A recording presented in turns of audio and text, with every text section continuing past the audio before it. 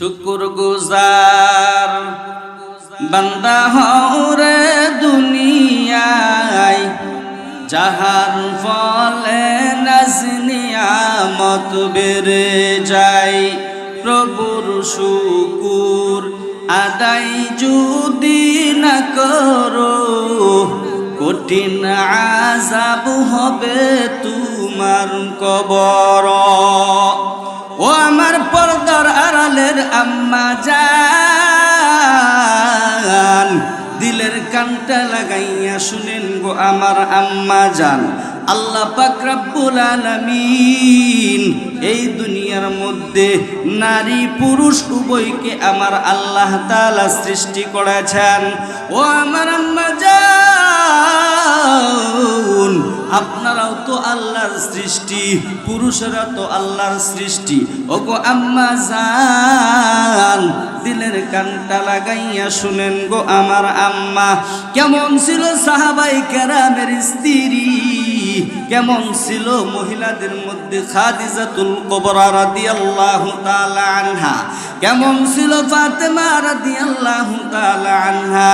ও আমার আম্মা জানেরা, দিলের কানটা লাগাইয়া শুনেন, আপনাদের মতন নারী নবীর যুগে একজন নারীদের মধ্যে একজন নারী, অনেক মহিলা, অনেক আম্মা জানেরা একসাথে বসিয়া তালিমের হাওলাই বসিয়া মহিলারা প্রশ্ন করে, এক মহিলা আরেক মহিলাকে প্রশ্ন করে, ও শুনোনি শুনোনি, আল্লাহ তাআলা পুরুষকেও বানাইছে, আমরা নারীরা মহিলাদেরকেও আল্লাহ বানাইছে।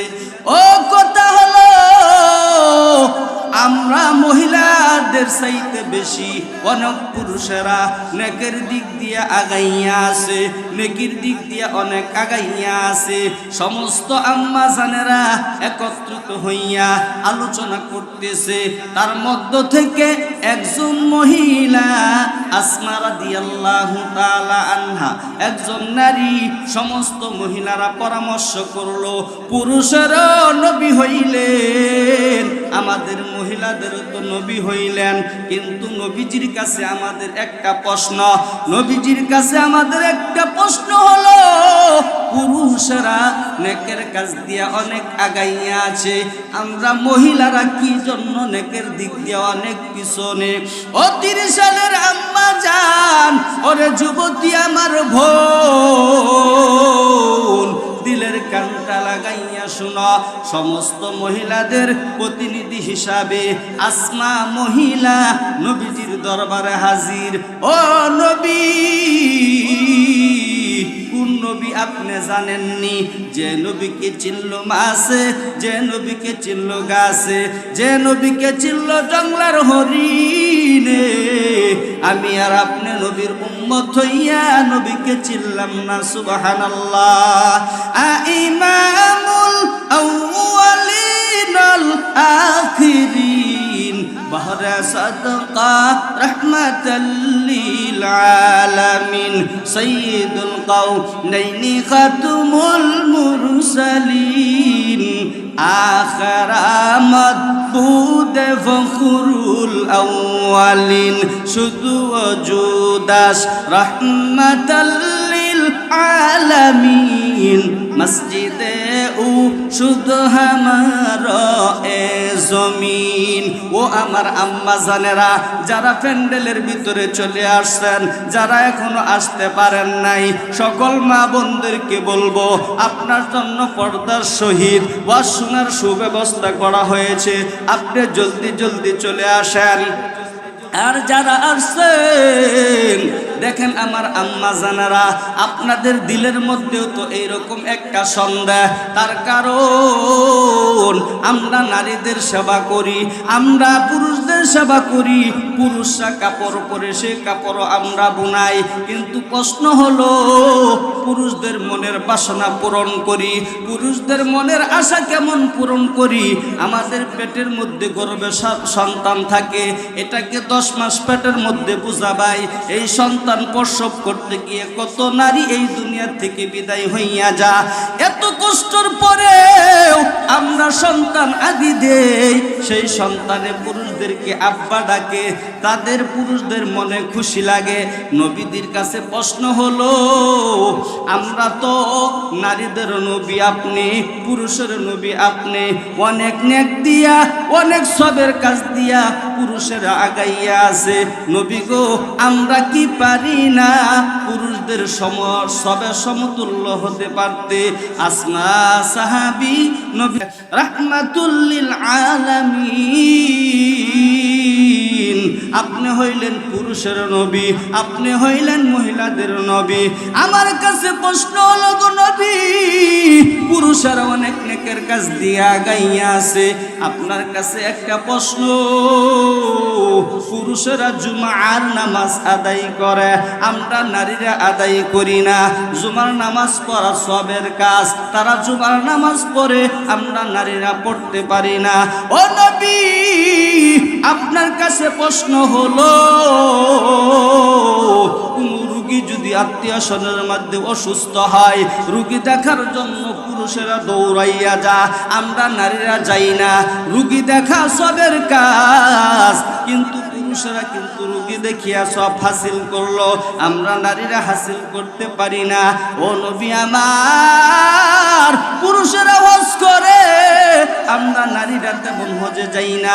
হজ হইল নেকির কাজ, কিন্তু পুরুষেরা জানাজার নামাজে শরীক হয়, আমরা কিন্তু জানাজার নামাজে শরীক হতে পারি না। জানাজার নামাজও কিন্তু সবের কাজ। সুবহানাল্লাহ। ও নবী পুরুষেরা সবের দিক দিয়ে এত আগাইয়া আছে, আমরা নারীরা কিসের জন্য সব থেকে পিছাইয়া রইলাম? আল্লাহর নবী রাহমাতুল লিল আলামিন বরকতি নবী আবু বকর সাহাবীরে বলে, ও আবু বকর, মহিলাদের মধ্যে হতে যে এত সুন্দর প্রশ্ন করতে পারে আমি নবী আগে জানতাম না। সুবহানাল্লাহ। আতিনা ফি দারে দুনিয়া না হাসান, আতিনা ফি দারে উকুবানা হাসান, ইয়া গিয়াসাল মুস্তাগীসিন আহদিনা লাফতিখারা বিল উলুমি ওয়াল গিনা। हर गौरी देखने के तू तो यार है, जो न मंगे उससे तू बेजार है। अल्लाह नबी रहमतुल लिल आलामीन আবু বকর রে বলে, ও আবু বকর, নারীদের মধ্যে হতে থেকে মহিলারা যে এত সুন্দর প্রশ্ন করবে আমি নবী আগে জানতাম না। আল্লাহর নবী বলে, ও আসমা, তুমি যে সমস্ত নারীদের প্রতিনিধি হিসাবে আমার কাছে প্রশ্ন জানতে আসছো, ও বর্মার আমার আম্মা জানেরা, দিলের কানটা লাগাইয়া শুনেন গো আমার আম্মা। আল্লাহর নবী বলে, ও আসমা, তুমি যেই সমস্ত নারীদের প্রতিনিধি হিসাবে আমার কাছে আসছো, তুমি নিজে বুঝিয়া লও, তুমি নিজে আমল করবা, আর যেই সমস্ত নারীদের প্রতিনিধি হিসাবে আমার কাছে তুমি জানতে আসছো তাদেরকে জানাইয়া দিবা। ও আম্মা জান, পুরুষেরা নেকের দিক দিয়ে অনেক আগাইয়া আছে, তুমি কেন পিছিয়ে আসো? নবীর কাছে জানতে গেলা। আল্লাহর নবী বলে, আসমা, পুরুষেরা জুমার নামাজ আদায় করে, নারীরা জুমা পড়ে না, সবের কাজ। পুরুষেরা রোগীর দেখাশোনা করার জন্য যা, তেমন নারীরা যায় না, রোগীর দেখাশোনাটা করা সবের কাজ। পুরুষেরা হজের পর হজ করতে যা বৎসর বৎসর, নারীরা যায় না, হজ হইল সবের কাজ। পুরুষেরা জানাজার নামাজে শরীক হয়, নারীরা হতে পারে না, জানাজার নামাজ হলো সবের কাজ। আল্লাহর নবী বলে, আসমা, তুমি নিজে আমল করবা, যাদের প্রতিনিধি হিসাবে আসছো তাদেরকে জানাইয়া দিবা। আপন স্বামীর খেদমত করবি, স্বামীর সন্তুষ্টি একটা নারী তালাশ করবি, রোগীর দেখাশোনা করার সওয়াব, জানাজার নামাজের সওয়াব, হজের পর হজ করার সওয়াব, জুমার নামাজ আদায় করার সওয়াব, তার চাইতে বেশি যে নারী স্বামীর সন্তুষ্ট তালাশ করবি, স্বামীর খেদমত করবি, উভয় আমলের চাইতে সবের চাইতে বেশি সব আল্লাহ রাব্বুল আলামিন সেই নারীর আমল নামাই দিয়া দিবে। বলেন না সুবহানাল্লাহ। এ ইলাহি মুঝসে মুঝকো दूर कर, ताके देखो मुझ में तुझको एक नजर। ए इलाही तू मेरा माबूद है, ए इलाही तू मेरा माशूक है।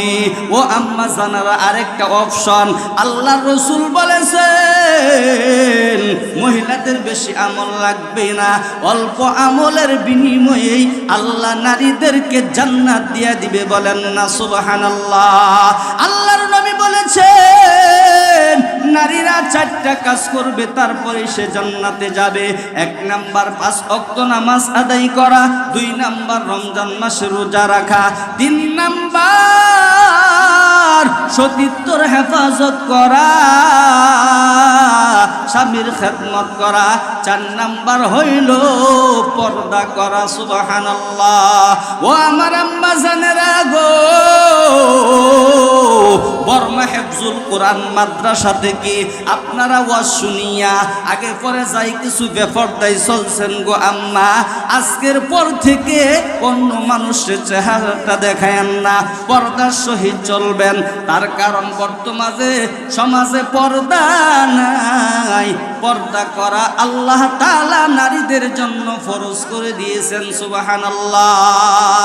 সাবধানে থাকিও নারী পর্দার আড়ালে, সাবধানে থাকিও নারী পর্দার আড়ালে।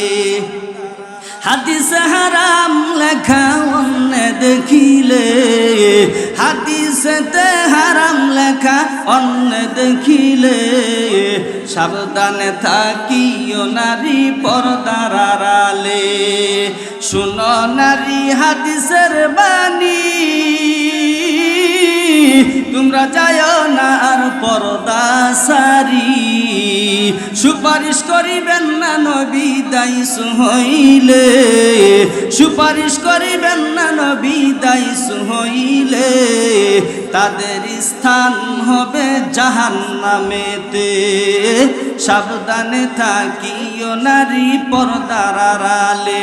হাদিসে হারাম লেখা অন্য দেখিলে, হাদিসে হারাম লেখা অন্য দেখিলে, সাবধানে থাকিও নারী পর্দার আড়ালে, সাবধানে থাকিও নারী পর্দার আড়ালে। ও বর্মার আমার আম্মা জান, ও আমার যুবতী বোন, দিলের কানটা লাগাইয়া শুনো। দেখো তোমার মতো নারী পর্দাকে কত ভয় করে চলতো। তুমি মার্কেটে যাও সমস্যা নাই, তুমি বাজারে যাও সমস্যা নাই, কেনাকাটা করো সমস্যা নাই, রাস্তায় বের হও সমস্যা নাই, তবু পর্দার সহিত বের হইতে হবে। তুমি বোরকাটা পরে বের হও, হাত মোজা পাও মোজা পরে তুমি বের হও। আল্লাহর এক বান্দি তোমার মতন এক নারী, সে যখন বাজারে গেল, মার্কেট করতে গেল, আল্লাহর বান্দির শরীরে বোরকা পরুন, হাত মোজা পরুন, পা মোজা পরুন, মাথা ঢাকা, সারা শরীর ঢাকা। আল্লাহর বান্দি যখন সে মার্কেট করিয়া তার বাসার দিকে রওনা হয়, এমন সময় এক যুবক এই আল্লাহর বান্দি এই নারীর পিছে পিছে পিছে পিছে যাচ্ছে, নারীর পিছে পিছে ছুটতেছে। এই জন্য ওই আল্লাহর বান্দি মার্কেট করিয়া তার বাড়িতে চলে যাইতেছে, সেই যুবকটা তার পিছে পিছে যাইতেছে। ওই নারী সে তার বাড়িতে চলে গেল, ওই যুবকটা তার পিছে পিছে তার বাড়িতেই চলে গেল। ওই নারী তার ঘরের মধ্যে গিয়া দরজা লক লাগাইলেন, ওই যুবক পিছে পিছে পিছে পিছে ওই নারীর বাড়ি পর্যন্ত গেলেন, ঘরের দরজার সামনে গিয়া হাজির হইলেন।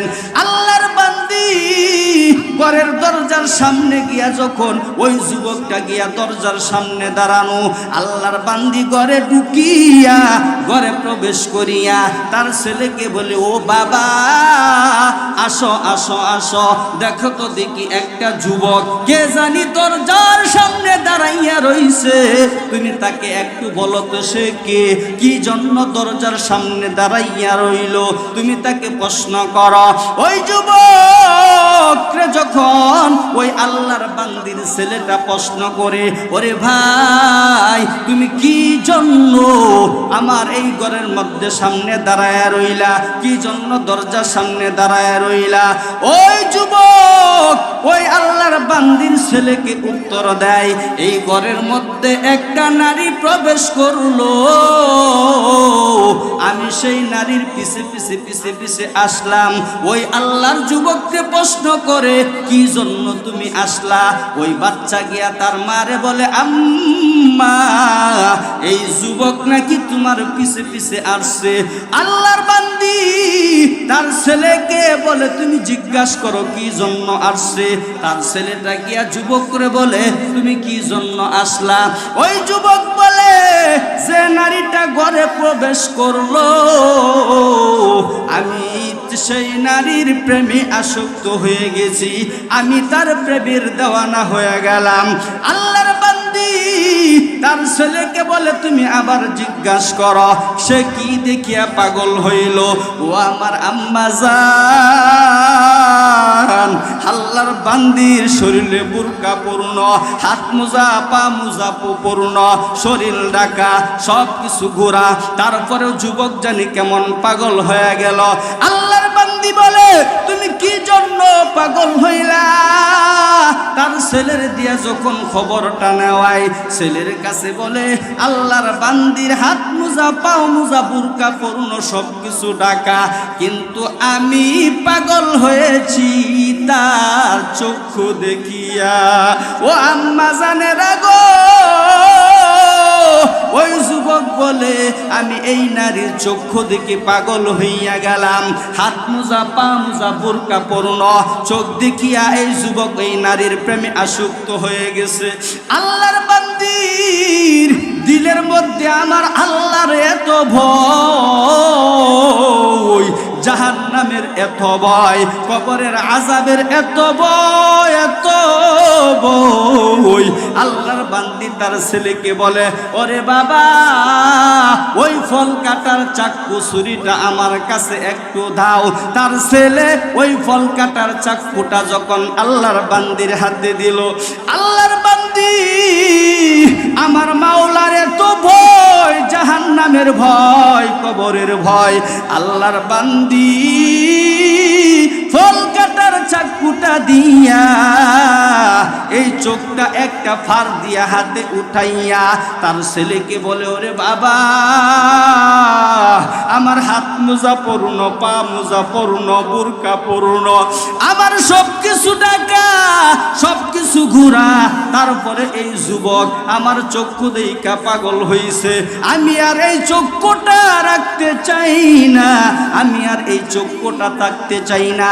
ওই আল্লাহর বান্দি চাকুটা দিয়া চক্ষু উঠাইয়া ওই যুবকরে হাতিয়া দিয়ে দিলেন। আল্লাহু আকবার।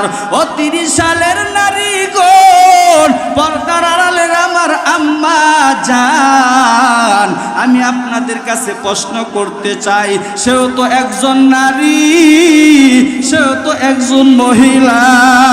ওই আল্লাহর বান্দি কাইন্দা কাইন্দা দয়ার মালিক কি জবাব দিব আমি তোমার কাছে? ও আম্মা জান, আপনারা যখন রাস্তায় বের হইবেন, হাত মোজা পরিয়া বার হইবেন, বা মোজাটা পরিয়া বাহির হইবেন, বুরকাটা লাগাইয়া বাহির হইবেন, পর্দার দিক দিয়া সচেতন থাকবেন। বাকি টাকা যদি গুনাহ হইয়া যা, নামাজ পড়িয়া মাওলার কাছে তওবা ইস্তেগফার করিয়া বলবেন, দয়ার মালিক, আমি মনে হয় বেপরদায় চলেছি, আমার মনে হয় বেপরদা হয়ে গেছে, আল্লাহ তুমি আমারে ক্ষমা করে দাও, তুমি আমারে মাফ করে দাও। এমন করে করে করে যখন সামনে আগাইবেন, আল্লাহ তাআলা নারীদের গুনাহ মাফ করাইয়া দিবে। শুধু তাই নয়, কবরে যাওয়ার পর মহিলাদের জান্নাতের সরদারিনী হবেন ফাতেমা রাদিয়াল্লাহু তাআলা আনহা। আল্লাহ মহিলাদের জান্নাতের সরদারিনী ফাতেমা রাদিয়াল্লাহু তাআলা আনহার সাথে জান্নাতে জায়গা দিয়া দিবেন, বলেন না সুবহানাল্লাহ। এই জন্য বর্মার আমার আম্মা জানেরা, আমার কথা শোনার পরে কত মা দেখতেছি পাগল হইয়া এই বুরকাটা পরিয়া প্যান্ডেলের ভিতরে আসছে ওয়াজ শোনার জন্য। ও আমার আম্মা জান, সময় কম, অল্প সময়, দিলের কানটা লাগাইয়া শুনেন গো আম্মা। এমন কোন নারী বলতে পারবেন না, হুজুর আমি রোজা রাখি, আমি নামাজ পড়ি, আমি পর্দা করি, ও হুজুর আমি কোরআন শরীফ পড়ি, জিকির করি, আমাকে তো আল্লাহ জান্নাত দিবেনি। স্বামীকে মানবেন না, স্বামীর সাথে বেয়াদবি করবেন। ও আম্মা জান, খবরদার, অল্প সময় আপনি দিলের কানটা লাগাইয়া শোনেন। যিনি হইবেন সমস্ত নারীদের, মহিলাদের জান্নাতের সরদারিনী ফাতেমা রাদিয়াল্লাহু তাআলা আনহা, তিনি একদিন তার স্বামীর সাথে পরামর্শ করতেছে, স্বামীকে ওসিয়ত করতেছে, ও স্বামী আমার, আমি যেদিন মারা যাইব, বেশি লোকজন বলিও না, বেশি লোকজন কইও না, অল্প লোকজন লইয়া আমার দাফন কাফন সুন্দরভাবে শেষ করিও। সুবহানাল্লাহ। আল্লাহর কুদরত বলা যায় না।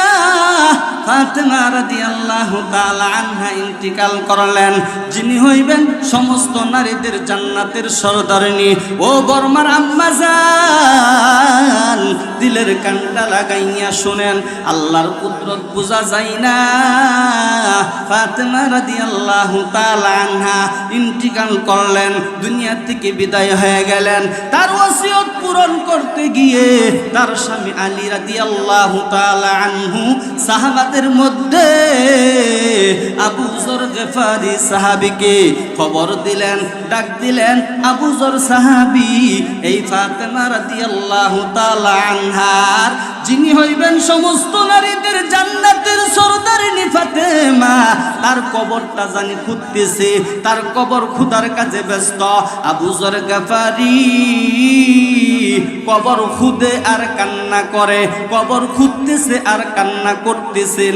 ও নারীরা, ও আম্মা জানেরা, আপনারাও যখন মারা যাইবেন, কবর খুদার দরকার আছে, কবর খুঁজতে হবে। আম্মা জান, দিলের কানটা লাগাইয়া শুনেন গো, যিনি হইবেন সমস্ত নারীদের জান্নাতের সরদারিনী ফাতেমা, তার কবর খুঁজতেছেন সাহাবী আবু যর গফারি রাদিয়াল্লাহু তাআলা আনহু। আবু যর গফারি কবর খুদে আর কান্না করে, ওরে কবর, তুই জানোস নি তোর মধ্যে এখন কারে রাখবো, তোর মধ্যে এখন যাকে রাখবো তিনি হইলেন হাসাইন আর হুসাইনের আম্মাকে রাখবো। খবরদার কবর তুই বেয়াদবি করিস না। কবর থেকে কোনো জবাব আসতেছে না। আবু যর গফারি কান্না করে আর কবরের প্রশ্ন করে, ওরে কবর, তুই জানোস নি তোর মধ্যে এখন কারে রাখবো, তোর মধ্যে এখন যারা রাখবো তিনি হইলেন আলীর স্ত্রী। খবরদার তুই কবর বেয়াদবি করিস না। কবর থেকে কোনো জবাব আসতেছে না। আবু যর গফারি কবর খুদে আর কান্না করে, ওরে কবর, তুই জানোস নি তোর মধ্যে এখন কারে রাখবো, তোর মধ্যে এখন যারে রাখবো তিনি হইলেন সমস্ত নারীদের, সমস্ত মহিলাদের জান্নাতের সরদারিনী ফাতেমা রাদিয়াল্লাহু তাআলা আনহাকে রাখবো। খবরদার কবর তুই বেয়াদবি করিস না। কবর থাইকা কোনো জবাব আসতেছে না। আবু যর গফারি কান্না করে আর কবর খোদে আর কবরের প্রশ্ন করে, ওরে কবর তুই জানোস নি তোর মধ্যে এখন কারে রাখবো? তোর মধ্যে এখন যারে রাখবো আল্লাহ যার খাতিরে দুনিয়া বানাইছে, রাহমাতুল লিল আলামিনকে কবরে রাহমাতুল লিল আলামিনের মেয়েকে রাখবো। খবরদার তুই কবর বেয়াদবি করিস না। আবু যর গফারি কান্না করে আর কবরে প্রশ্ন করে। কবর থেকে গাইবি আওয়াজ, ও আবু যর গফারি আমি হাসাইন আর হুসাইনের আম্মার চিনি না, আমি আলীর স্ত্রীর চিনি না, আমি জান্নাতের সরদারিনী মহিলা চিনি না, নবীজির মেয়েকেও চিনি না, আমি কবর চিনি। বান্দা বান্দির আমল যদি ভালো হয় আমলের বিনিময়ে আমি আল্লাহ পাক রব্বুল আলামিন জান্নাত দেব। সুবহানাল্লাহ। ইয়া ইলাহি মুঝসে মুঝকো दूर कर, ताके देखो मुझ में तुझको एक नजर। ए इलाही तू मेरा माबूद है, या इलाही तू मेरा माशूक है। अल्लाह अल्लाह क्या मुबारक नाम है, अल्लाह अल्लाह आशिकू का কাম হে। এই জন্য উপস্থিত আমার আম্মা জানেরা পর্দার ভিতর থেকে আসছেন, পর্দার ভিতরে আপনারা বসে আওয়াজ শুনতেছেন। দীর্ঘ সময় আপনাদেরকে নিয়ে আলোচনা করলাম। ও আমার আম্মা জান, আপনি দেখেন তো বর্মা হেফজুল কোরআন মাদ্রাসাটা যদি না থাকতো, এই মাদ্রাসা যদি না হতো, এই মাদ্রাসা যদি এলাকা না হইতো, তাহলে কিন্তু এরকম সুন্দর ওয়াজ শোনার ব্যবস্থা আপনারা পাইতেন না। আমি জানি বর্মার আমার মা বোনেরা, 30 সালের মা বোনেরা এত ভালো, এত দান খয়রাত করে, এত কোরআনকে মহাব্বত করে, এত নবীকে মহাব্বত করে, এত আল্লাহকে ভালোবাসে। ও আমার মা বোনেরা দেখেন, এই মাদ্রাসার কমিটিরা, এই মাদ্রাসার পক্ষ থেকে আজকে এই মাহফিলের আয়োজন করা হয়েছে। যে প্যান্ডেল করলো, এই প্যান্ডেলটা কত টাকার প্রয়োজন, এই মাইকের সার্ভিস, মাইকগুলারে কত টাকা দিতে হবে। আজকে দূর দূরান্ত থেকে আলেম উলামা আসবে, ওয়াজ নসিহত করবে গোমা, তাদেরকে কত টাকা দিতে হবে, তাদেরকে হাদিয়া দিতে হবে। সেইটা যদি দেওয়া লাগে, ও আম্মা জানেরা রাত্রে বেলায় পুরুষরা হাজার হাজার হাজার হাজার টাকা এই মাদ্রাসার দান করবে, এই ওয়াজের জন্য দান করবে। ও আম্মা জান, আমি আজকে আপনাদের স্মরণকে আপনাদেরকে নিয়ে মুনাজাত করব। ও আম্মা জান, আমি আপনাদের কাছে সন্তানের মতন মাদ্রাসার জন্য ওয়াজ মাহফিলের মধ্যে হাত বাড়াইলাম। কোন আল্লাহর বান্দি আছেন এই মাদ্রাসার মধ্যে এই মুহূর্তে নগদ টাকা দান করবেন? যেহেতু রাত্রে বেলায় পুরুষরা দান করবে, আমি দিনের বেলায় আম্মা জানদের কাছে হাত বাড়াইলাম। ও আমার আম্মা জান, কে আছেন আল্লাহর বান্দি নগদ এই আমার কাছে মাদ্রাসার ছাত্রদের দিয়া টাকাটা পাঠাইয়া দেন, যে হুজুর আমার মার জন্য, আমার বাবার জন্য, আমার শ্বশুর শাশুড়ির জন্য এই মাদ্রাসায় দান করলাম। এমন আল্লাহর একজন বান্দি আমি দেখতে চাই। যাই পারেন 500, 1000, 200, 100 নগদ দান করেন। সর্বশেষ আপনাদের জন্য দোয়া করব, আপনাদেরকে নিয়ে দোয়া করব।